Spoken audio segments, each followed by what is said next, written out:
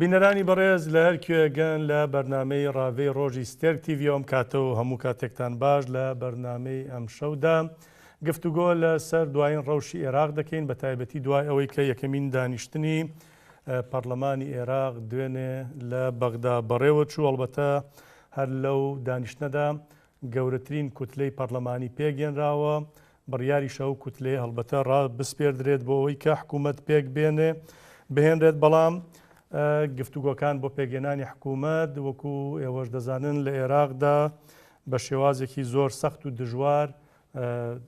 ناهەموار بەڕێوە دەچن پێ ناچێت لە دانیشتن و یەک و دوانی پەرلەماندا حکوومەت پێک بێنرێ بگەنە ئەنجامێک لایەنەکان لەو چوارچێوەیەدا. کورد لەکوێی ئەم کۆبوونەوە و گفتوگۆیانەی نێو پەرلەمان و لایەنەکانی عێراقدایە؟ ئەم جارە کوردان بە چ شێوازێک دەچنەوە بەغدا؟ چۆن دەتوانن مافەکانی کورد لەوێ دەستەبەر بکەن یاخود خاوەنداری لەو مافانە بکەن کە تا ئێستا کە لەوێ بەدەستیان هێناوە؟ ئەمە لە تەوەری یەکەمدا ئەڵبەتە گفتوگۆ لەسەر ئەم جارە دەکەین. لە تەوەری دووەمی بەرنامەشدا باز لەسەر ڕەوشی ڕۆژهەڵاتی کوردستان و ئێران دەکەین. لە ڕۆژانی ڕابردوودا لە ئەڵمانیا لە شاری فرانکفۆرت پلاتفۆرمی زاگرۆس کۆبوونەوەی خۆی ئەنجام داوە. لەو پلاتفۆرمەدا هەڵبەتە هەم کۆبوونەوە و هەم سیمینار لە پەراوێزیدا هەبووە. ژمارەیەک لە پارت و لایەنەکانی ڕۆژهەڵاتی کوردستان و کەسایەتی سیاسی و مەدەنی ئامادە بوون هاوکات ئەگەر کاتیشمان ما هەڵبەتە لە پرۆژەکەی پەژاکیش بۆ ئێران و ڕۆژهەڵاتی کوردستان دەپرسینەوە بزانین بە چ شێوازێک پێشوازی لێکراوەتە ئەم ساتانە کە ئەو پرۆژەیە ڕاگەنراوە. بۆ قسەکردن لەسەرم دوومژارەش بەڕێز سەردەشت هەورامی هاوسەرۆکی پلاتفۆرمی هەورام لێرە لە ستۆدیۆ لەگەڵماندایە. بەڕێز نیاز حامدیش توێژەری سیاسی بەڕێزیان لە کەنەداوە بە سکایب لەگەڵماندا بەشدار دەبێت. بە ناوی خۆمان و ئێوەی بەڕێزەوە بە خێراتنی هەردوو بەڕێز دەکەین. سەرەتاش بە خێراتنی بەڕێز زەردەشت دەکەین کە لێرە لەگەڵماندایە. هەڵبەتە تا بگەنێ لای کاک نیازیش زۆر زۆر بەخێر بن کاک زەردەشت. سپاس دەکەین. کاک زەردەشت دۆسیەکمانەیە لەسەر و کۆبوونەوەی پەرلەمانی عێراق پێگەێنانی کوتلەی گەورە و نوێ لە حکوومەتی عێراقیدا هەڵبەتە ئەم جارە کەمێک جیاوازترە. کوتلەکە یەک لایەن پێشتر یا شیعە بوو یا سوننە بوو کوتلەکان پێکدا. ئەم جارە تێکەڵەیەکە لە هەمووان کەمێک بارودۆخەکەش زەحمەترە بۆ گفتوگۆکردن لەسەر پێگەێنانی حکوومەت. ئەو دۆسیە دەبینین پاشان دێمەوە پێکەوە لەگەڵ بەڕێزدا گفتوگۆ لەسەر ئەم جارە دەکەین تاو کاتەش بەڵکو کاک نیاز حامدیش سکایپەکەی حازر ببێت. بەڵێ بینەرانی بەڕێز ئێوە ئەم دۆسیە لەسەر ڕەوشی عێراق کۆبوونەوەی پەرلەمان پێگەێنانی فراکسیۆن و هەروە گفتوگۆکان لەبارەی حکوومەتی نوێی ئەو وڵاتەوە. دوێنێ دووشەمە لە بەغدای پایتەختی عێراق یەکەم دانیشتنی پەرلەمانی عێراق لە وادەی یاسایی خۆیدا بەڕێوەچوو. تێیدا لە کۆی 329 پەرلەمانتار 317 ئەندام ئامادەی بوون. لە دەستپێکی کۆبوونەوەکەدا دکتۆر فواد مەعسووم سەرۆک کۆماری عێراق وتارێکی پێشکەش کرد و ڕایگەیاند پێویستە پەرلەمان حکوومەتێک پێک بهێنێت کە بتوانێت پێداویستیەکانی خەڵک پڕ بکاتەوە و ڕێز لە دام و دەستگاکانی یاسادانان و جێبەجێکردن و دادوەری بگرێت. پاش ئەوەش حەیدەر عەبادی سەرۆک وەزیرانی عێراق وتی حکوومەتی داهاتوو یەکگرتو و ئازاد و توکمە دەبێت کە ئاوەدانکردنەوە و بنیادنانەوەی عێراق بە بنەما دەگرێت. هاوکات سەلیم جبوری سەرۆکی خولی پێشووی پەرلەمانی عێراق ڕایگەیاند خولی سێمی پەرلەمان لە دۆخێکی سەخت و دژواردا بەڕێوەچوو جەختی لە پێویستی نەخشە ڕێگایەک بۆ داهاتووی عێراق کردەوە. دواتریش پرۆسەی سوێند خواردنی 317 پەرلەمانتاری ئامادەبوو لە دانیشتنەکە بەڕێوەچوو. ڕەشید غەزاوی، ئوسامە نوجێفی، تەڵال زوبەیعی، محەممەد تەمیمی، ئەحمەد جبوری، محەممەد حەلبوسی خۆیان بۆ وەرگرتنی پۆستی سەرۆکی پەرلەمان کاندید کرد کە هەمویان سەر بە سوننەکانن و بەهۆی ئەوەی لە سەرکاندید ڕێک نەکەوتون بۆیە سەرۆکی پەرلەمان و جێگرانی و دەستەی سەرۆکایەتی هەڵ نەبژێردران. هەر لە دانیشتنەکەدا سەرۆکی کاتی پەرلەمان فراکسیۆنی چاکسازی و بنیادنانی وەک گەورەترین فراکسیۆن ناساند کە خاوەنی 180 کورسیە و لە 20 فراکسیۆن پێکاتووە. دیارترین سەرکردەکانی ئەو هاوپەیمانەتیە بریتە لە حەیدەر عەبادی، موقتەدا سەدر، سەلیم جبوری، عەمار حەکیم، ئەیاد عەلاوی، ساڵح موتڵگ و دەشوترێت نزیکن لە سیاسەتی ئەمریکاوە. لەم فراکسیۆنەدا لەلایەنە کوردیەکان تەنها نەوەی نوێی تێدایە هەرچی پارتی و یەکێتی و لایەنەکانی دیکە تا ئێستا خۆیان یەکلایی نەکردوتەوە داخۆ دەچنە نێو کام هاوپەیمانەتی. بۆ پێکهێنانی حکومەت بە پێی دەستور پێویستی بە 165 کورسی هەیە. هەروەها لە بەرامبەردا هاوپەیمانەتیەکەی نووری مالیکی و هادی عامری کە بەبەرەی ئێران هەژمار دەکرێن و خاوەن 153 کورسین و هەوڵ دەدەن ڕێککەوتن لەگەڵ کورددا بە تایبەتی پارتی و یەکێتی کوتلەیەکی پەرلەمانی گەورەتر پێک بهێنن. بەڵام بەهۆی ئەوەی ئەوان لە ڕابردوودا ناکۆکی و پەیوەندی باشیان لەگەڵ کورددا نەبووە، ئەرکیان زەحمەتر دەبێت. لە ساڵانی 2006 بۆ 2014 لە سەردەمی دەسەڵاتی نووری مالیکیدا بوو کە بودجەی هەرێم بردراو لە سەردەستی حەشدی شعبیش کە هادی عامری سەرۆکایەتی دەکات کەرکووک و ناوچە دابڕێنراوەکانی باشووری کوردستان لە کورد سەندرانەوە. پێشنیۆڕۆی ئەمڕۆژ جارێکی تر دانیشتنی ئەنجومەنی نوێنەرانی عێراق دەستی پێکرد، بەڵام بەهۆی ئەوەی کە 100 پەرلەمانتار تێیدا بەشدار بوون ئەوەش ڕێژەی یاسایی تەواو نەکرد، دانیشتنەکە دواخرا بۆ 15 ئەم مانگە.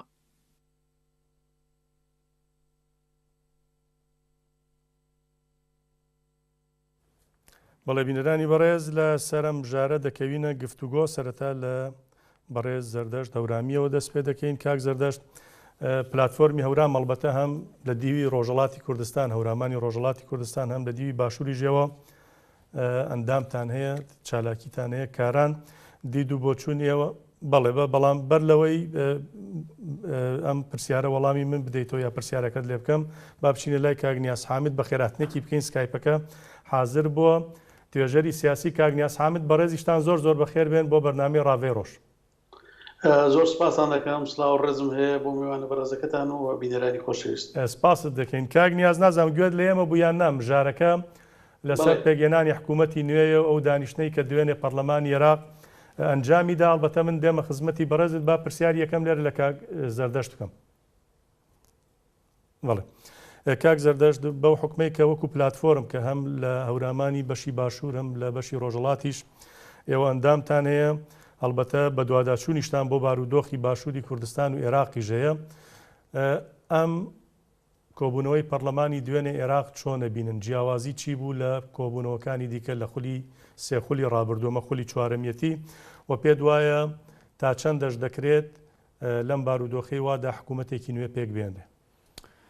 ڕاستی ئەگەر تەواشای مێژووی 16 ساڵی ڕابردوو دوای سەدام حوسێن بکەین، ینی ئەو چواردۆرەی کە هەیە لە 2000 دەتوانین 3 تا ئێستا نزیکەی 16 ساڵ دەکات، سێ هەڵبژاردن بووە و سێ هەڵبژاردنە لە کۆنتترۆلی دەوڵەتی کۆماری ئیسلامی ئێراندا بوو و ئێران بە دڵی خۆی گەمەی لە ساحەی سیاسی عێراقدا دەکرد. بەڵام لە دوای ئەو حەسارانەی کە ئەمریکا لە بواری ئابووریدا دەستی پێکرد، حەسارەکان تەنیا حەساری ئابووری نەبوون، بە پێچەوانەوە بۆ هاوسەکانی ئێرانیش حەساری سیاسی و کۆمەڵاتیشی گرتووەتەوە و لە پەیامێکە کە دەوڵەتی ئێران بە ئاشکرا ڕایگەاندەوە بە دەوڵەتی عێراق کە ئێوە دەبێ خۆتان یەکلا بکەنەوە، ئایا لەگەل ئێران دەمێنن یا لەگەل عێراق یا لەگەل ئەمریکا. بۆیە ئەو ئێتلافانەی کە تازە دروستکراوە ئێتلافێکی دەتوانین بڵێن نیمە دیموکراتیکێکە کە بۆ یەکەمین جار لە عێراقدا دەبینین بەرەیەکی وەکو موقتەدا سەدر لەگەل کۆمونیستەکان لەگەل ئیزیدیەکان مەسیحیەکان و هەندێک لایانی تر یەک دەگرن بۆ ئەوە کە تابلۆیەکی جوانتر لە دیموکراسیەکی کە لە عێراقدا ئێستا ئێمە دەتوانین بڵێن ئێستا هەر پرۆسەی هەڵبژاردن بە هەر شێوازە بوو تاکو ئێمڕۆ گەیشتووە نیشان بدەن و لە لایەکی تریشەوە بەرەیەکی تر هەیە ئەو بەرەکە ئێتلافی نووری مالیکیە و ئێتلافی ئەو ئامری ئەو دوو کەسە ئەوانە هەردووکیان دەیانەوێت سیاستەکانی ئێران پێرەو بکەن و ئێرانیش تا ئاخر چرکەی ساتەکان ڕێگر بووە لەوەی کە پارلمانتارەکان دەنگ بۆ ئێتلافی بدەن کە موقتەدا سەدر پێشەنگایەتیەکات لەگەل عیبادیدا. بەڵام وتم جیاوازەکە ئەوەیە کە تابلۆیەکی جیاوازتریان دەوێت نیشان بدەن، ئیترەوە چەنە بە ئەو دەوڵەتە تازە ئەکەوێت کە بتوانێت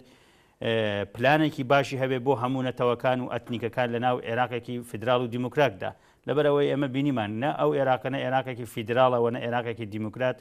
عێراقێک بوو کە بەڕاستی لەلایەن چەندانە بازرگانی گەورەوە دابەشکرا بوو، وان بازرگانانە زۆربیان سەر بە ئێران و سەر بە تورکیە بوون. بۆی ئەمەش وەکو خۆمان ینی متابعی هەواڵەکان دەکەین بزانین لەکوێ دەرفەتێکی یاسایی حقوقی هەیە کە ئێمە بتوانین لەوێ کەڵ وەربگرین و ئەم جارێشە دەتوانم بڵێم بە دڵنیاییەوە کە بۆ گەلی باشوور هیچ هیوا و ئومێدێکیان بۆ پارلمانتارانە نەبن کە ڕوو لە بەغدا دەکەن، لەبەرەوەی زۆربەی ئەوانە بۆ دەسەڵات بۆ ئەوەی کە پۆستێکی ئیداری وەربگرن شەڕ و ململانەی خۆیانەکەن، هیچ ئامانج و پرۆژەیەکیان بۆ نییە، نە بۆ کوردستان و نە بۆ عێراق و و نە بۆ گەلانی بندەست و ئەتنیکەکان کە ئێستا لە عێراقدا دەژین. زۆر باشە. کاگنیاز حامد دێمە خزمەتی بەڕێزتان دید و بۆچوونتان چییە سەبارەت بەم دانیشتن هەروە پێگەێنانی ئەو فراکسیۆنە نوێیەش کە لە ڕاستیدا مرۆڤ دەتوانێت بڵێت پێژاتێکی نوێ لە عێراقدا کە ئەم جارە وەکو ڕابردوو نییە پلاتفۆرمەکان لە سەر ئەساسی ئیتنیک یا مەزهەب دابەش کرابن. ئەم جارە دەبینین کە لەم فراکسیۆنەی کە پێگەنراوە 180 کورسی لە خۆ دەکرێت کە ناوی چاکسازی و بنیادنانە، هەم کوردی تێدایە، هەم مەسیحی تێدایە، هەم ئێزیدی تێدایە، هەم لە ئەنگەلێکی تێدایە کە تا دوێن ئێمانە نەدەکرا لەگەڵ یەک کۆ ببنەوە. پێ دوای ئەمە بتوانێت کە بارودۆخی عێراق بگۆڕێ؟ بڵێ یعنی ئەوەی کە لە عێراق ڕوودەداتن لە ئێستاکە یعنی تەواو جیاوازە، ینی ئەو مەشهدە سیاسی ئێستاکە پاش ینی هاتنی ترامپ بۆ سەر ینی بۆ سەر کۆماری ئەمریکا لەگەڵ پێشەخۆی کە ئۆباما بوو هەروەها ینی جیاوازیش یەکجار زۆری هەیە. یعنی لە عێراقدا ئێستا کە ینی پێشەوەی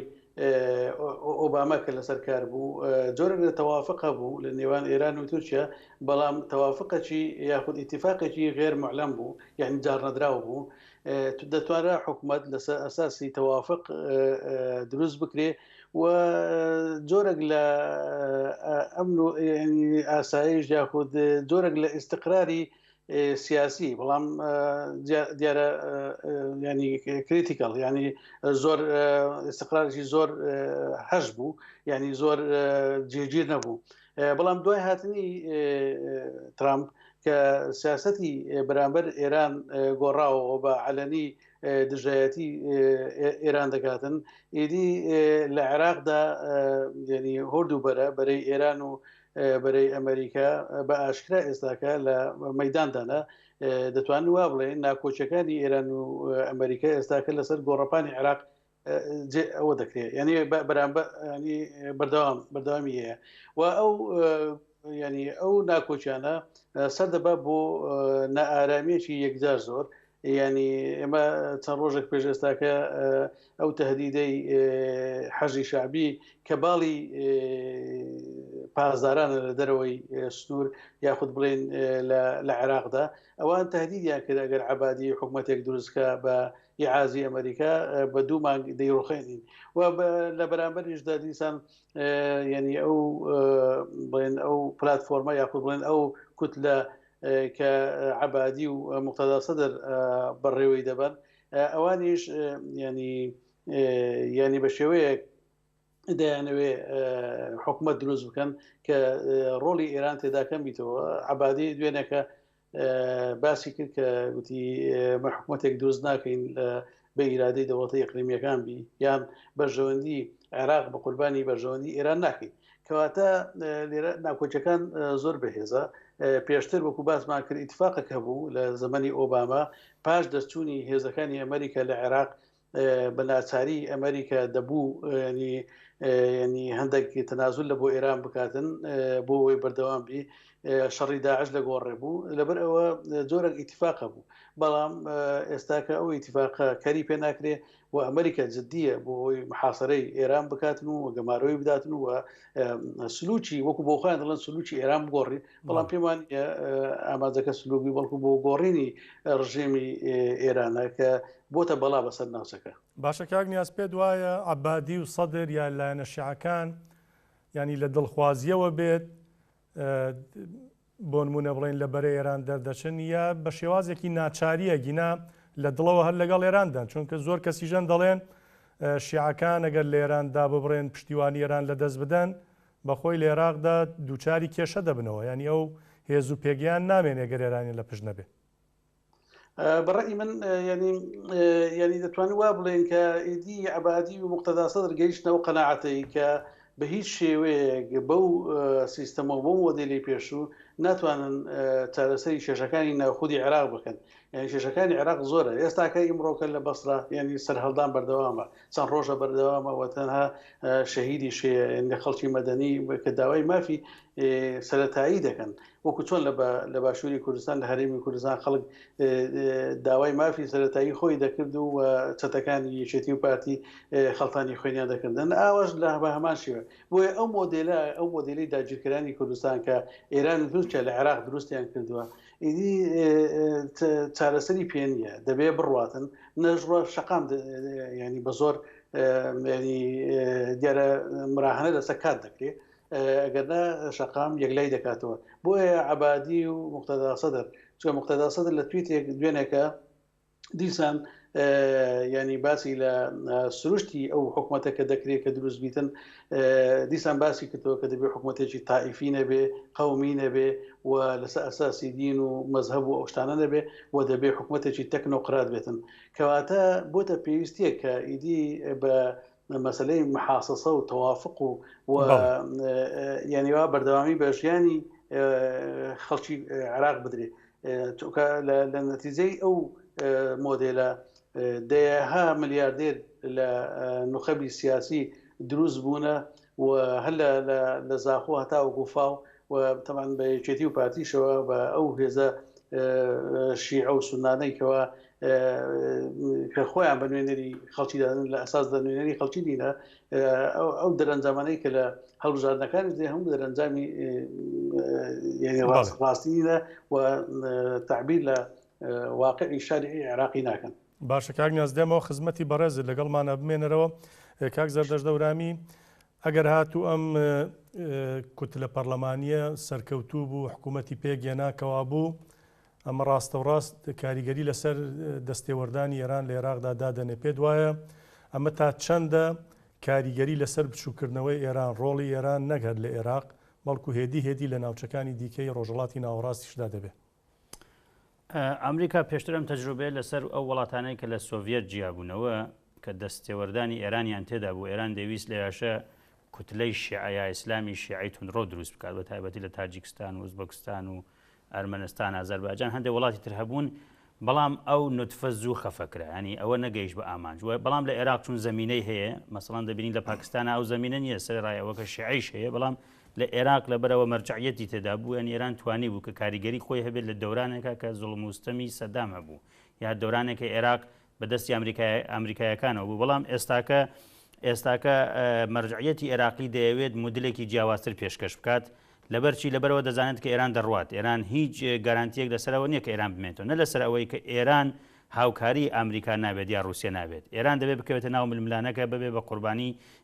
سیستمێکی جیهانی بۆ فرۆشتنی چەک بۆ شەڕێکی چەند ساڵانە لە ناوچەکەدا بۆیە مەرجعیەتی عێراقی بەو ئەقلیانەتە گەیشتووە کە دەبێت مدلێکی وەکو وڵاتانی وەکو لوبنان پێشکەش بکەن وەکو ئوردن پێشکەش بکەن کە هەم دینی تێدا هەبێت هەم علمانیەتی تێدا هەبێت هەم ژیانێکی کۆمەڵایەتیش هەبێت بۆ خەڵک ئازادێکی تێدا ببێت لەبەرەوە ئێستاگە کۆمەلگای عێراق تا ئەمڕۆ وەڵامی ئەوەیە داوەتەوە کە لایەنێک باڵادەست بێت بینیمان لە سەردەمی سەدام حوسێنە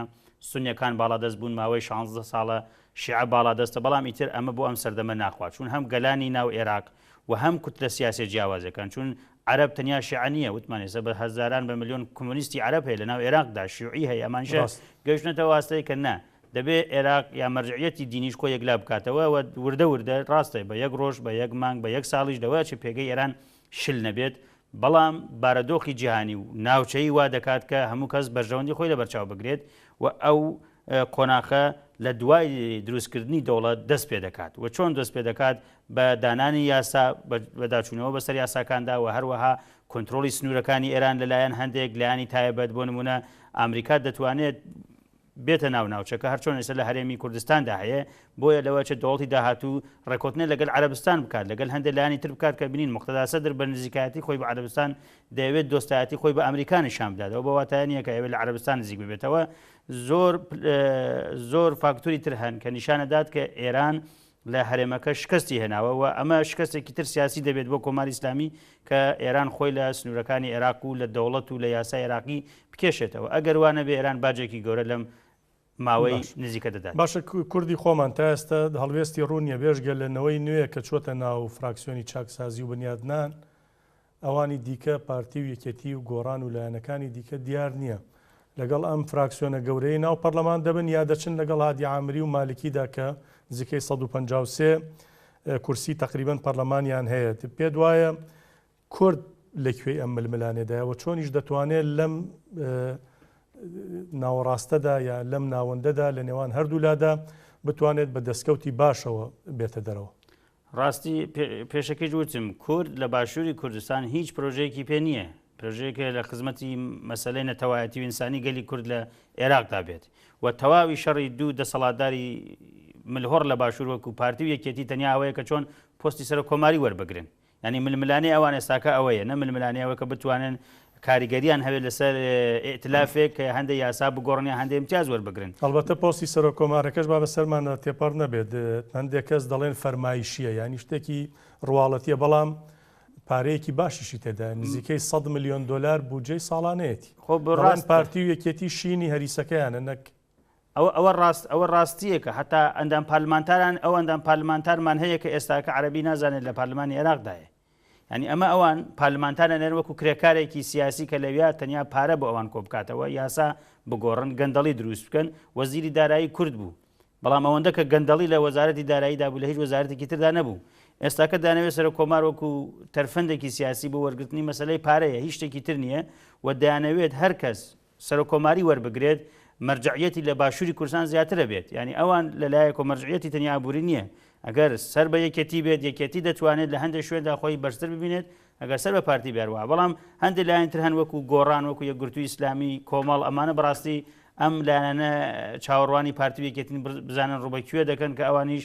ینی هیچ بەرنامە پلانێکیان بۆ نییە. ئەلبەتە ئەوە ماوەی مەسەرەن زیاتر لە هەفتەیە کە کۆبوونەکان بە چڕوپڕی لە باشوور بەڕێوە دەچن لایەنەکان دەڵێن دەمانێت بگەینە استراتیژەتێکی هاوبەش بۆی کە بچنە بەغدا، بەڵام تام لە حەزە نەگەشتنەوە یەکەمین دانیشتنی پەرلەمانیش بەڕێوە چوو ینی لە دانیشتنی هەڵبەتە ئەمڕۆ دانیشتێکی دیکە بەڕێوە چوو بەڵام لەبەرەوەی کە ڕێژەی یاسایی تەواو نەکرد خرای 15 مانگ. لێرە من دەمەوێت بە کورتیەوە بڵێم یان دیسانەواڵێم باشووری کوردستان با بە تەمایەم حزبانە نەبێت، بەڕاستی باگەلی باشوور بە تەمایەم حزبان نەبێت، نەوەی نوێ ئەوە وەکو بزوتنەوەیکی تازە کە ڕۆشتووەتە ناو ئەم ئێتلافە ئەوە بڕیاری خۆیەتی و هەموو باشووری کوردستانیش نییە، بەرحاڵ لەویا لەوە چ امتیازێک بتوانێت وەربگرێ وەکو ڕێکخراوێکی خۆی یا هەندێک لایەن، بەڵام ئەو ئێتلافەوتمان ئێتلافێکی دیموکراتیکترە لە چاوی ئێتلافەکەی مالکی و ئامری و ئەمانە. بەڵام مەسەلە لێرەیە گەلی کورد ئەگەر بە استراتیژی بواە پێش ئەوە بڕاتە ناو پارلمانی عێراقدا دەبێت پارلمانی کوردستانی هەرێمی کوردستانی پتە بکردایەتەوە بە ناوی دەنگی پارلمانی کوردستان وەکو یاسای فدراڵی کە لە هەموو جیهاندا هەیە ئەمە دەبینین لە ئەمریکادا لە هەندێک وڵاتی تر ئوسترالیایی کە بە فدراڵیە خەڵک لە ناوچەکەی خۆیدا لەبەرەوە خۆی بەهێزەکات یەکدەسەکات و بە ناوی پارلمانەوە بەشداری پارلمانی وڵاتەکان دەبێت. بۆ نمونە ئێستا لە بریتانیا ئەمەژی پارلمانی سکۆتلەند هەیە وەڵز هەیە ئیرلەند هەیە ئەمانە خۆیان پرۆژەی خۆیان ڕێک دەخەنە و کاتە دەڕۆن، بەڵام مخابن ئەمانە یعنی ئاشکرایە شتەکە تەنیا مەسلەیەکی حزبیش دەرچووە مەسلەی حزبی نییە، مەسلەی دوو بنەماڵەی لە باشووری کوردستان دەیانەوێت هەندێک امتیاز دە سەرکردەکانی ئەوانە بگرن. کۆتایەکەی ئەوەیە کە گەلی کورد بۆ ئەم هەڵبژاردنەشە هیچی پێ نییە وەکو ناڵم گەلی کورد، بەڵام ئەو سەرکردانەی کە بە ناوی سەرکردەی سیاسین هیچ شتێکیان پێنیەوە گەل چاڕوانی ئەوە نەکات کە بڵێت ڕۆشنەوە پارلمان کە دەستکەوتێکی باشیان بۆ ئێمە. زۆر باشە کاک نیاز بەڕێزت چۆن لی دەڕوانیایە کورد چی بکە باشە لەم بینەدا دەتوانێت چیش بەدەست بخە؟ ئایا دەتوانن سیاسەتێکی دروست بەڕێوە بەرن ئەم پارتە کلاسیک و تەقلیدیانەیە کە تا ئێستا زیاتر لە 27 ساڵە دەسەڵاتدارن لەم ماوەیدا توشدا شتێکیان پێیەکرێ بۆ کورد لە بەغدا؟ بە کورتی دەتوانم بڵێم نەخێر هیچیان پێ ناکرێت چونکە ئەو ینی بە تایبەتی یەکێتی و پارتی نوێنەرایەتی گەلی کوردستان ناکەن، ئەوانە نوێنەرایەتی دەنجی تەزویری کوردستان دەکەن، ئەوانە ینی ئەگەر ئێران نەبایە و تورکیا نەبایە نە پارتی نەیەکێتی ئەوە نەبوون ئەو هەموو کورسێ بێنن، چونکە لە شەقام بە تەواوی لێیان تۆڕەیە و ینی بە هیچ شێوەیەک ینی ئەوانەی کە پشتیوانی لەو دوو هێزە چەتە دەکەن بریتینە لە کەمینە ئەوانەی کە یا لە ڕووی عاتیفیەوە پشتیوانی دەگەن یا خود ئەوانە شەریکن لە دزی و گەندەڵیەکانیان، ئەگەرنا ئەو دوو هێزە دوو هێزی مرتەزەقەنە سەر بە ئێران و تورکیانە و هەر ئێران و تورکیا لە خیلالی ئەوانەوە ینی وەکو سەکۆیەک تەدەخل لە عێراق دەکاتن، ینی ئەو هەندە هێزی شیعی یاخود بڵێن سونی دەتوانرێت وا بگوترێ لە ڕێگای پارتی و یەکێتیەوە ینی دەستەمەوە دەکرن بۆ ئێران، ینی هەندێک هەواڵی تایبەت کە بە دەستەمەر گەیشتووە کە دوێنێکە لە کاتی کۆبوونەوەی پەرلەمان قاسمی سلێمانی بە شخصی تەدەخلی کرد لایەن یەکێتی و پاشگەزی کردوتەوە لە هەر بڕیارێک ئەگەر هاتوو بیاوێتن لەگەڵ کوتلەی عەبادی بێ کەواتە ئەوانە صاحبی ئیرادەی خۆیان نییە و ئێران خۆی بە خاوەنی یەکێتی دەزانی تورکیا خۆی بە خاوەنی پارتی دەزانی پارتی بەشێکە لە مەنزومەی جاسوسی و ئابووری دەوڵەتی تورکیا و ئێرانیش بە هەمان شێوە ئێران و تورکیا ئێستاکە لەسەر سەعیدی ناوچەکە لەسەر ئاستی ناوچەکە ئەوانە متتەفقن و دەیانەوەیە بەرامبەر پرۆژەی ئێران و هەروەها عەفوەن پرۆژەی ئەمریکا و تەفگەری ئازادی کە پەکەکە پێشەنگایەتی دەکاتن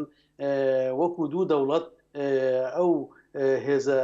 مافیا مرتەزەخانە بەکاربێنێتن ئەمە بە زیانی ئەو لایەنانە ناگەڕێتەوە کاگ نیازیانی ڕوبەڕووبوونەوە لەگەڵ سیاسەتی ئەمریکا لە ئێستادا لە عێراق کە کەسێکی وەکو سەدر کە بە بانگەوازێک ملیۆنان کەس دێنێتە سەرجادە ناچار دەبێ بچێتە ژێر کێفی سیاسەتی ئەمریکاوە بۆ پارتی و یەکێتی زەحمەت نییە بۆیان لەسەریان ناکەوێت ڕوبەڕووی ئەمریکا نابنەوە دەرەنجام ئێوە پارتی وێچێتی لەسەرکردەی هەیە نەبنکردە بریتە لە منزومەی ئیستیخباری میت و ئیتلاعات یعنی با کەس خۆی تێنەگاتن کە ئەو دوو حزبی حزب هەیە لە کوردستان بەناوی یەکێتی پارتی یەکێتی پارتی ڕەنگە لە مێژوو خۆیاندا بوونیان هەبوو بێتن بە نێگەتیڤ بەڵام ئێستاکە ئەو بوو نەشیان نییە وەرکو بریتی لە دوو دەستگای جاسوسی میت و ئیتلاعات یانیوانە هیچ ئیرادەیەکیان بەدەستە خۆیان نییە و ناشتوانن هەر ئەوەشە وای کردووەکە نەتوانن بڕیار بدەن بە تلایەکدا بڕۆنەوە ئەوان دەیانەوێتن ینی ئێران تورکیا فەرمانەکانیان بە چی ئیتیجاهێک بێتن بەو ئیتیجار و ئێستاکەش بۆ خۆمان دەزانی هەم ئێران هەم تورکیا دژایەتی پرۆژەی ئەمریکا و هەروە پرۆژەی چارەسەری کۆنفیدرالیزمی دیموکراتی لە ڕۆژهەڵاتی ناوەڕاستکە پەکەکە پێشەنگایەتی دەکات کە ئەو دووەش ئەمریکا و هەروە پەکەکە لەسەر ئەرز ینی ڕوودا و دروست دەکەن ئەوانە وەکو دژمن دەیانبینن بۆیە ینی یەکێتی و پارتی وەکو دوو داردەست وەکو منزومەیەکی جاسوسی اقتصادی دەستگای شەڕی تایبەت دەبێت دەناوانە هیچ پەیوەندیان بە شەقامی کوردی نییە وانە دوورن لە جەماوەر و ئەوتە داگیرکەری تورک داخل دەبێ و هەروە لەولاش ینی ئێران بە هەموو هێزێکیەوە بڕیاری سیاسی کۆنتترۆل مسادرە دەکاتن هیچ دەنجال لێوە نایەتن و وەکو وی وایە کە چۆن سنە بەشێکە لە ئێران و ئەوە سلێمانی و چۆن هەولێر و دۆک هەکاری بەشێکە ئەوە هەولێر دۆچی بەشێکە لە تورکیا کەواتە ینی باشووری کوردستان داگیر کراوە لە ڕووی جوگرافیشەوە داگیر کراوە لە ڕووی ئیرادەی سیاسیشەوە داگیر کراوە و ئەو هێزەکانی کە لە دەرەوە یەکێتی و پارتینە بەداخەوە هێز گەلێکی بێجوئەت و بێ ئیرادەنە هەتا ئێستاکە نەیانتوانیوە خۆیان یەکلا بکەنەوە و دائما ینی دارەکەیان گرتۆ لە ناوەڕاست و نایەنەوێت ینی خۆ بەلایەکدا دەبدەن و یاخود ئیرادەیەکی سەر بە خۆیان هەبێ بتوانن لە بەرژەوەندی گەل بەڵام هەڵوێستی بە کورتی ئەگەر وەڵام بدەیتەوە هەڵوێستی نەوەی نوێت پێ چۆنە کە ئەوان خۆیان یەکلا کردەوە چوونە ناو ئەو ئیتیلافە گەورەی 180 کورسیەی عەبادی و سەدرەوە ینی نوعك لە جورئەتی تێدایە ینی بەڵام ئەوانە بە پراکتیک هێتا ئێستاکە پراکتیک دەکراوە هەرچەندە یەک لە ینی ئەندامەکانی نەوەی نوێ ینی ژنێکە ژنێکی ئازا و بوێرە ینی ڕێگە کاریگەری ئەویش بوو بێ و بەو شێوە یەکلا بۆتەوە لەبرەوە ینی بە پراکتیشیش ینی لە ئایندێکی نزیکدا زیاتر دەتوانین قسە لەسەر ئەوە بکەین نرخاندنیان بۆ بکەین زۆر باشە بەڕێز نیاز حامید توێژەری سیاسی زۆر سپاست دەکەی کە لەگەڵماندا بەشدار بووی سپاس بۆ سەنگاندن و شرۆڤەکانت زۆر سپاس بۆ بەڕێزت کاک زەردەش لەم مژارە دەرباز دەبین دەچینە تەوەری دیکە سەبارەت بە ڕۆژهەڵاتی کوردستان بەڕێستان لە ڕۆژانی ڕابردوودا بەشداری پلاتفۆرمی زاگرۆز بوون لە فڕانکفۆرتی ئەڵمانیا ئەو پلاتفۆرمە بۆ چی بوو ئەو پارتولایانانە کێ بوون تێیدا بەشدار بوون ئامانج لە هەم کۆبوونەوەکە هەم سیمینارەکان کە لە پەراوێزیداکران چی بوونەوە باسوخوازێک کە گرنگ بوون هەنووکەیی بوون تێیداکران ئەگەر ئاماژەیان پێ بدەی سپاس دەکەین ڕاستە دوو ڕۆژ لە فرانکفۆرت کە ئەو بە دەستپێشکەری پلتفۆرمی زاگرۆس پێکاتوە لە هێزە سیاسیەکان و سربەخۆکانی ڕۆژهەڵاتی کوردستان کە ئەوانە سەر بە حزب و لایەنێکی تایبەت نین بەڵام دانەوێ خۆیان وەکو سربەخۆ بن بە تایبەتی گەنجانی شەرواوانە کە لە دەروەن پلتفۆرمێکیان هەیە و پلتفۆرمە زیاتر وەکو پردێکە لە بینی لایەنەکانی تریش کار دەکات یعنی هەموو کەس دەتوانێت ئەندامی ببێت کار بکات بۆ ئەوەی کە کۆمەلگای ڕۆژهەڵاتی کوردستان لە هەموو بوارێکەوە بە یەک نزیک ببێ ڕێک بخرێتەوە دەتوانین بڵێن هاوکارێکە بۆ سیستمی کۆمەلگای دموکراتیکی ڕۆژهەڵاتی کوردستان و کۆدار لە دەرەوە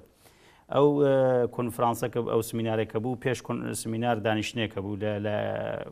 چەندین لایەن کە وەکو کنگرێنێتەوەی کوردستانی تێدا بوو وەکو نوێنەری کۆداری تێدا بوو پلتفۆرمی هەورامی تێدا بوو لانی وەکو کەژاری تێدا بوو نوێنەری پلتفۆرمی ڕێکخراوەکان و هەروەها گەلانی دموکراتیکی ئێرانی تێدا بوو نەقاش لەسەر هەندێک بابەتی باش کرا کە لە دوا ڕۆژی داهاتووی ئێراندا و ڕۆژهەڵاتدا چه ئالتەرناتیڤێک پێش بخرێت بۆ ئەوەی هەروەها نەخشە ڕێگەی پژاک و کۆداریش تاوەتوێکرا کە چۆن دەتوانین بە کەمترین هەزینەی ئینسانی و مادی و نظامی من بتوانین زۆرترین دەستکەوت بۆ ڕۆژهەڵاتی کوردستان بێنین لەبەرەوە باوەڕمان وایە کە لە دەرەوەی وڵات هێزێکی ئینسانی باشەیە کە ئەگەر ئەمانە نزیک بە یەک بن فراکسیۆنی جیا دروستکەن پلتفۆرمی جیا دروستکەن دەتوانن ببن بە پشتە جوبهەیە یا هێزێک بۆ ئەو تێکۆشانەی کە لە ڕۆژهەڵاتی کوردستان ئەو سەرهەڵدانانەی کە لە بەسەدەی مەدەنی بواری مەدەنی و ژینگە پارێزی ژنان کرێکاران خوێندکاران سەری هەڵدا ببێ بە هێزێک بۆ پشتیوانی ئەوانیش ینی ئەساس ئەوە بوو کە خوێندنەوەیەکی تایبەت ببێت بۆ واقعەتی ئەمڕۆی کۆمەلگای ڕۆژهەڵاتی کوردستان نە لە بواری ئەحساسدا نە لە بواری ئەوەی کە لە یەک لایەن سەیری بابەتەکان بکەین بتوانین لە چەندین لایەوە هەڵی سەنگێنین کە بتوانین چۆن کاریگەریەکی باشتر هەبێت و لە ڕۆژی دووەمی ژاو سمینارەکە بوو بۆ ئەوەی کە کەسانێکیش کە بەشداری ئەو کۆبوونەوەی تایبەت نەبوون بتوانن بە پرسیاری خۆیان دۆڵەمەند بکەنەوە بە وەڵام وەرگرتنەوە کە ئامانجەکانی ئاستی بەشداری چەند بوو ینی بە پێی ئەوەی کە ئێوە لە ئەوروپا هەڵبەتە ئەوروپا بەرفراوانە خەڵکانێک کە هاتبوون ینی ئێوە پێی ڕازی بوون جێگەی دڵخۆشی بوو ڕاستی کۆبوونەوەکە لەبەر ئەوەی دیاریکرا بوو کێ بەشدار دەبێت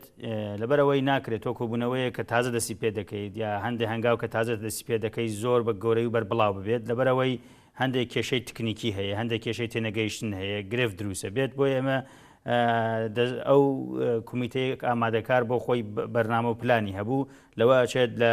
داهاتوویەکی نزیکدا بۆنمە لە مانگی داهاتوو ئەم کونفرانسانە بەردەوامە بێت مانگانە دوو مانگانە لە وڵاتانی تر لە شارەکانی تر بۆ ئەوەی کە بتوانین زۆرترین کەس وەلایەن بەشدار ببێت ئەبینی بۆمە وەکو زەمینە سازیەک بوو بەڵێ ئەمە زەمینە سازیەک بوو بۆ وەکو زەنجیرەواری شتێت چون دەبێت ڕۆژ بە ڕۆژ ئێمە کۆبوونەوەکانمان زۆرتر بکەین و ئەو کەسانەی کە لە پەراوێزن یا خۆیان لە پراوێز گرتووە وەرنە ناو ئەو کمیسیۆنانە ئەو پلتفۆرمانە کە ئێمە بتوانین چونکە ئێمە ئێستا پرۆژەیەکی گەورەترمانەیە بۆ ڕۆژهەڵاتی کوردستان بۆ دیموکراتیزەکردنی ڕۆژهەڵات و هەروەها ئێران بە ناوی پلتفۆرمی دیموکراتیکی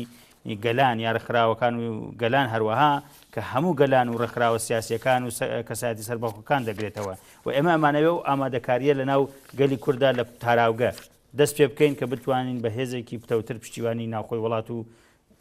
کەوا بۆ پلتفۆرمە تەنها بۆ یەک جار نەبوو پلتفۆرمی زاگرۆسە دامەزراوەیەکە کە کار و خەباتی خۆی بەردەوام دەکات بەڵێ ئەو پلتفۆرمە چەندین ساڵە دامەزراوە لە 2015ەوە لە سکاندیناوی کاری باشی کردووە لە ئاڵمان و لە بلژیک و هۆڵەند و لە بریتانیا و لە هەندێک وڵاتی تر تازە ینی دەستەی ئامادەکاری دروست کراوە هەروەها وتم ئەو پلتفۆرمە بۆ ناوخۆی ڕۆژهەڵاتی کوردستانە بەڵام ئێمە پلتفۆرمێکی تریشمان هەیە کە پارەکە یەکەمین کۆبوونەوەی خۆی لە پارلمانی ئەوروپا هەبوو بەناوی هەر ئەو پلتفۆرمی دموکراتیکی ڕێکخراوەکان و گەلانی ئێرانی ئاکە لەوە چێ بەڕێزیشتان لە یا بەشدار بووبێتن ئەوەیشە هەنگاوێک بوو بۆ هەموو دیموکراتیزەکردنی ئێران بە پێشەنگایەتی گەلی کورد کە لەویا زۆر نەتەوە وەکو عەرەب و تورکمەن و بەلوچ و زەردەشتیەکان و بە تایبەتی ئەرمەنیەکانی ناو ئێران و کەسایەتی سەربەخۆ تا ئێستا خۆی نزیک کردووەتەوە و ئەمڕۆ دەبینین لە زۆر وڵاتە کۆمیتەیشی هەیە و کۆمیتەکەی تەنیا کوردنی زۆر باش باشە ئاماژەت بەوەدا کە لەو پلتفۆرمە هەم لە دانیشتن هەم لە سیمینارەکە باز لە نەخشەڕێ پرۆژەی پەژاکراوە بۆ ئێران و ڕۆژهەڵاتی کوردستان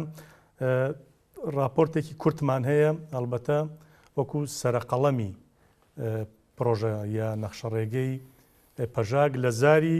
ڕێبەرایەتی پەژاکەوە بە گوێبیست و بینەری بین پاشان دێمەوە دیدیەوە دەپرسمێ وەکو پلتفۆرمی هەورام وەکو هەورامیەکان وەکو هەورامان چۆن لە پرۆژەکەی پەژاکتان ڕوانیوە چۆنیش پێشوازیتان لێ کردووە بەڵێ بینەرانی بەڕێز پێکەوە ئەم دید و سەرنجەی ڕێبەرایەتی پارتی ژیانی ئازادی کوردستان پەژاک سەبارەت بە ڕۆژهەڵاتی کوردستان و ئێران بینەر و بیسەری بین.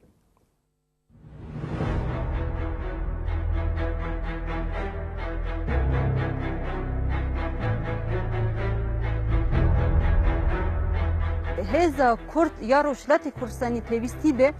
ئیرادەیەکی سیاسی یا سەربەخوا هەیە لە ڕۆژهەڵاتی کوردستانیدا. ئێمە وەکو پەژاک و تایبەت تەفگەری ئاپۆیی لەو بڕوایەداین ئەو ئاڵوگەڕانەی کە ئێستا لەنێو خۆی ئێران لە ئارادا هەیە بەتەنیا پێکاتەیەک یان نەتەوەیەک ناتوانێت ڕەنگاری کۆماری ئیسلامی ئێران ببێت و سیاسەتەکانی کۆماری ئیسلامی ئێران مایە پوچ بکات. ئەم لە ڕۆژهەڵاتی کوردستان گەلێک پرزگرێک وتی نەتەوە کورد ژیان دکی پرزگرێکن من گەلێک جدینە هەماندانی پرزگرێکن سیاسینە پرزگرێکن خۆ ڕێبەبرنە وەکو گەلێک کوردە. ئەو تەزاوراتەنە سەدەن ئەو بووکی گەل وی ژیانی قبول ناکە گەل ئەو دەوڵەتی و وی ذهنیەتی و وی ڕێژیمی قبول ناکە. کورد پێویستە باوەڕی بەخۆی هەبێ، کورد پێویستە ئەو ئیرادەی هەبێت کە دەتوانێت ببێتە ئەو هێزە سەرەکی کە دەتوانێت ئاڵوگۆڕەکان لە ئێرانیش مدیریت بکە. دەما ئەوێت دەرباس و هەر پارتیەکی سیاسی بە گشتی بێت و خۆبەتی نونەرە هەموو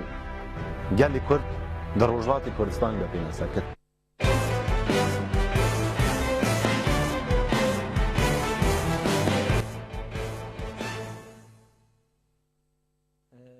ئەلبەتەوە بەکردار پەژاک دەیەوێت پارت و لایەنەکانی ڕۆژهەڵاتی کوردستان پێگاتەکان چین و توێژەکان یەک بگرن. ئەوەشی ئێمە نیشانماندا لە ڕێبەرانی پژاک سەرقەڵەمێک بوو لەو نەخشە ڕێگا دوور و درێژەی کە لە پرۆژەکەیاندا ڕایان گەیاندبوو. وەکو هەورام وەکو هەورامیەکان هەورامانی ڕۆژهەڵاتی کوردستان چۆن ئەم پرۆژەیەتان بینی؟ ڕاستی ئێمە چون وەکو ئەندامێکی کۆدارین و ئەندامێکی کۆمەلگای دیموکراتیکی هەموو کوردستان و کەجەکەیشین نەخشە ڕێگای پژاک یا کۆدارمان بە نەفەسێکی تازەتر بۆ تێکۆشانێکی بەرینتر لە ڕۆژهەڵاتی کوردستان بینی و بە دڵنیایی دەتوانم بڵێم لەو کاتەوە کە پژاک و کۆدار لە ڕۆژهەڵاتی کوردستان سەریان هەڵداوە بە تایبەتی سیستمی کۆدار ئێمە لە هەرێمی هەوراماندا زیاتر لە جاران توانیمانە بە ئیرادەتر بین خۆمان زیاتر بەڕێخستن بکەین و دەتوانم بڵێم یەکەمین شوێنی ڕۆژهەڵاتی کوردستانە کە دەتوانێت بروسکەی ئازادی بۆ ڕۆژهەڵاتی کوردستان دیاری بکات لەبەرەوەی پتانسیلێکە خۆزایی یا پتانسیلێکی سروشتی کە لە ناوچەی هەورامان کە مەریوانیش دەگرێتەوە هەیە ڕوانسەر و ناوچەکانی سەڵاوا و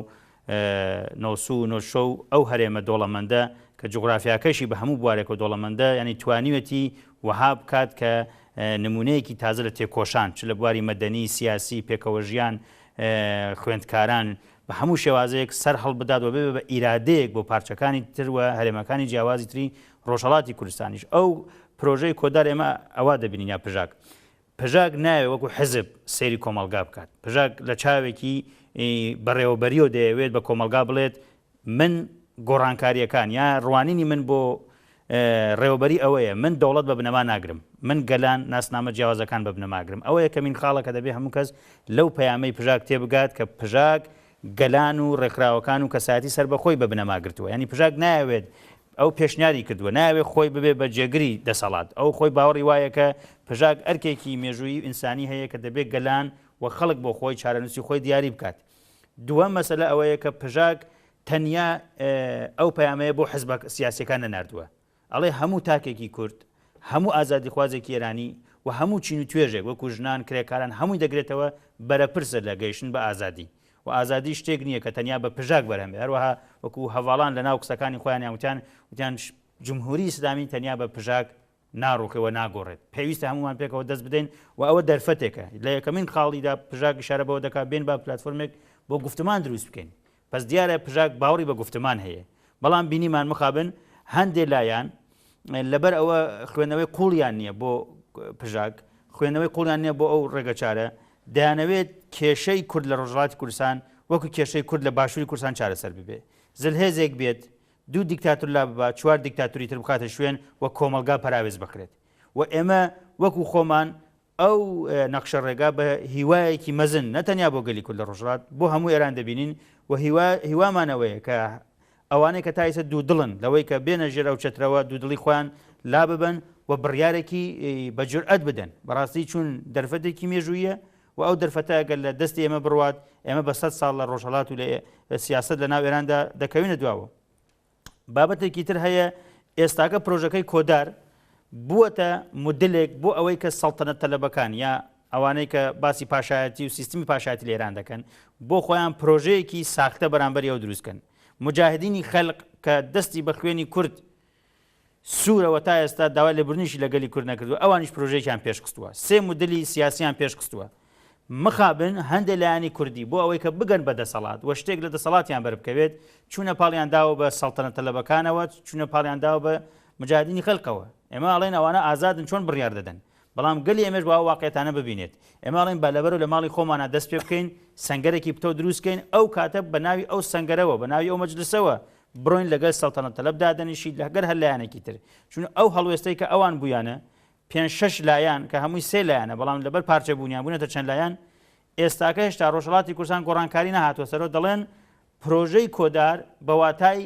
ئەوەیە کە پشتیوانی لە کۆماری سێدارە دەکات. ئەی باشە ئەگەر پشتیوانی لە کۆماری سێدارە دەکات ئێمە ئەو هەموو شەی دەمانە بۆچی داوە بەڵام ئێمە دەڵێن بە ڕۆژهەڵاتی کوردستان بە کەمترین دەرفەت بە کەمترین خوێن بە کەمترین ماڵوێرانی بە کەمترین ئەوەی کە ڕۆڵەکانی لە سێدارە بەدرێت لە زیندان بێ بتوانێت دەستکەوتێکی گۆرە بەدەست بێنێت. ئێمە لە کوبانیدا بە سەدان هەزار ئینسان ئاوارە بوو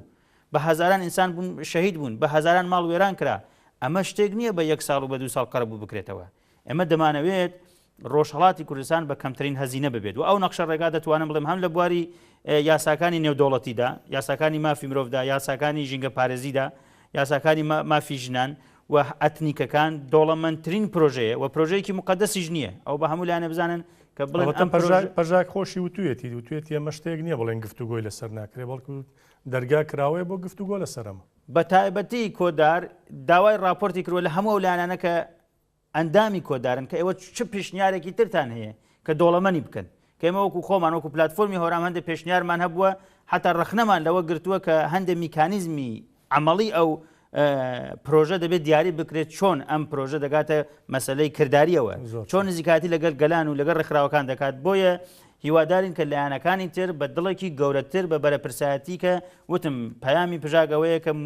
ڕێوەبەری کۆمەلگای ببنەما گرتووە نە ئەوەی کە پژاک بێت یا کۆدار ببێ بێ دەست بگرێ بەسەر ڕۆژهەڵاتی کوردستانەوە لەبەرەوە ئەوەقا و مەسەڵاتێک بگۆڕێ خۆی بێ بە دەسەڵات ڕاستە. باشە وەکو پلتفۆرمی هەورام با بە هۆرامی ئەگەر پەیامی بوو پێ خەڵکو و هۆراماناتی بە تایبەتی پێ مەریوانی و دەوروبەریش دمای مەسەل و شەهیدبێی چوار ژینگە پارێزەکەی چێوان چا بارەوە پەیامی بدەن تریاوێنمی کۆتایی بەرنامەکەی کاک زەردەشت. بەڕاستی وەڵی گرچوینە سەرەوەشیوێ ماپسە پلتفۆرم و هۆرامی پێ خانەوادە و کەسوکار و چوار شەیدەیە چوار شەیدە پارێزوانەیە کە ژیوگە و مەریوانیشا بەڕاستی سەرسۆز کردەوە من وێم پسۆ کەسایەتیەوە شاید دەناکە کەسایەتی جەکیسەویشانە هەرمانەشا کردێنە زەردێنە لوێنی درەختی سانێنێ و چەقنێنێ بەلوێ ئارێنێ چەقنێنێ مەریوان کە ئارۆ سەرسۆزە ئایشا سەرسۆز کردن پس ئیرادەوە هەن پەشتەوە ئی کەسایەتی وەختە مەریوان کەسێەوە پسە و شەریفی باجوەری چنە سەرکۆتە بوو تاوە و هەزارانی چانێتە پەروەردەکەر و جارێەوە تری سپاس و خەڵکو مەریوانی کەرمێ بە گرد و چینە جیاوازەکاشاوە کە تاواشان نیشانەدا کە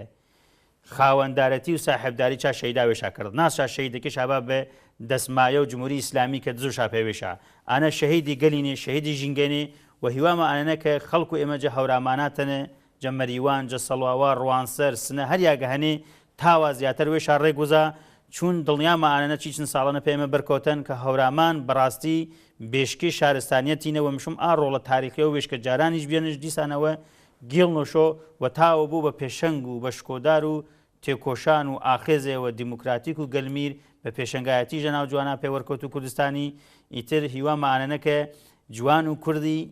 ئانێ نەوانەوە کە حزب مشم ئەرکردۆپەنە لایەنێ مشم ئەرکردۆپەنە مشم بە بەرەپرسایەتی وێژ ڕێگوزۆ چون دماڕۆ پەرشەنگدارەوە ئازادی نزیکا پێوەرکەوت و کوردستانی بە کورتی چەند خەڵکو هۆرامانی پێشوازی شاجە پلتفۆرمە کۆشمەکردن ڕاستی فرە بە کورتێکە جوابم دێ تاومێ ئانێ بنیە مێرە پێ کەسانێەوە کە متابعە یا هەواڵەکە یا ملاشی نۆڕووداوەکارەوی نا چون تەماشاکەرە من نمونێەوە مڵۆپنە مەسلەی وانای زوانی هەوراماناتەنە